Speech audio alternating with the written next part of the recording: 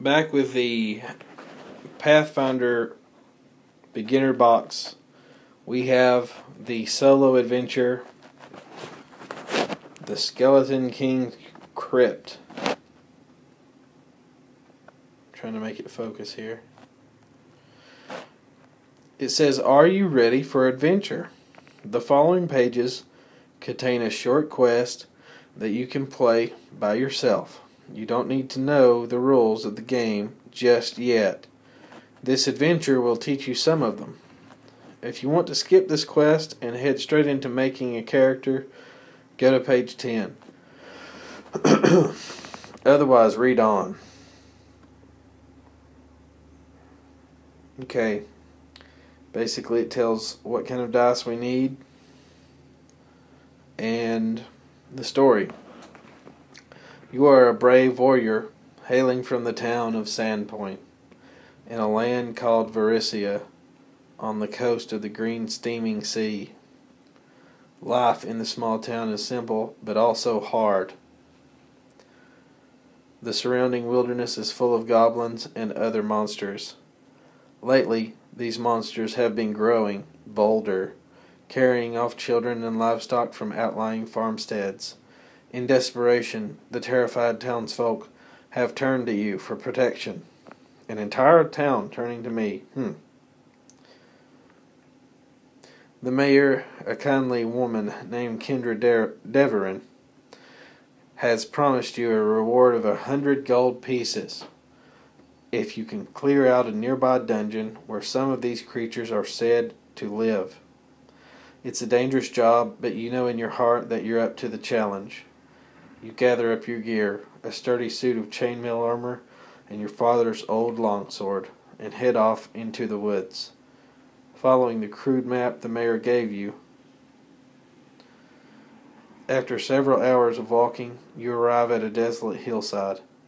Just up ahead is the darkened entrance to a tunnel. This must be the dungeon. To gather up your courage and head inside, turn to entry number 9. Let's see.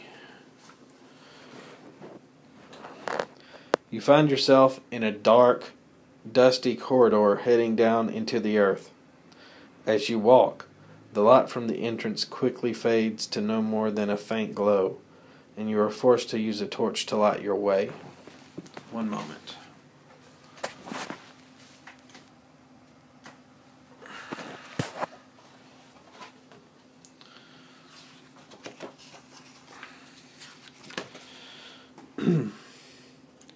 In its flickering light, you can see that the corridor opens into a room just ahead. You hear a quiet growl and draw your sword from its sheath. Suddenly your eyes detect movement. A pile of rags in the corner leaps up, revealing itself to be a vile goblin with warty green skin and a head shaped like a watermelon. Its filthy clothes are covered in blood stains, and one hand still holds the roasted leg of a stolen sheep. In its other hand is a wicked-looking short sword. It snarls at you and charges. I'm trying to get some...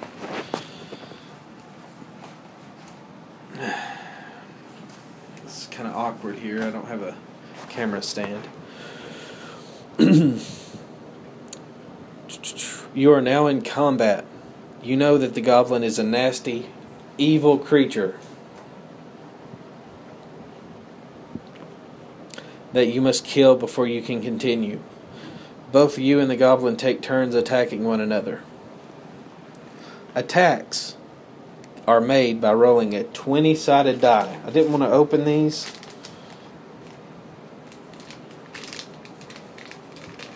but right now I don't have my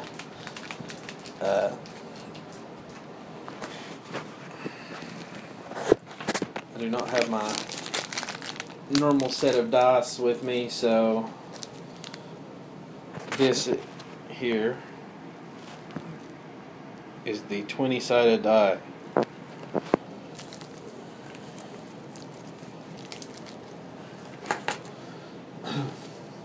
or a d20 for short, and adding your attack bonus. If the total is equal to or greater than the goblin's armor class, or AC for short, then the attack is a hit and it deals damage. Damage is subtracted from the goblin's hit points, or HP. To beat the goblin, you must reduce his hit points to 0 or fewer. The goblin will make similar attacks rolling against your AC, dealing damage to your hit points. If the goblin reduces your hit points to 0 or fewer, you die. Record your hit points on your scratch paper. It says that it gives me some stats here.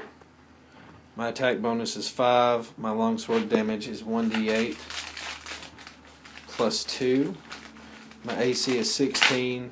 Hit points are 12. The goblin's attack bonus is plus 1. Its short sword damage is 1d4. The AC is 13, and the hit points are 6. Combat occurs in rounds. In each round, both you and the goblin get to make one attack. You go first in each round. Roll a d20 and add your attack bonus, which is plus 5, to the result. If it's greater than or equal to 13, which is the goblin's AC, you hit and deal 1d8 plus 2 damage.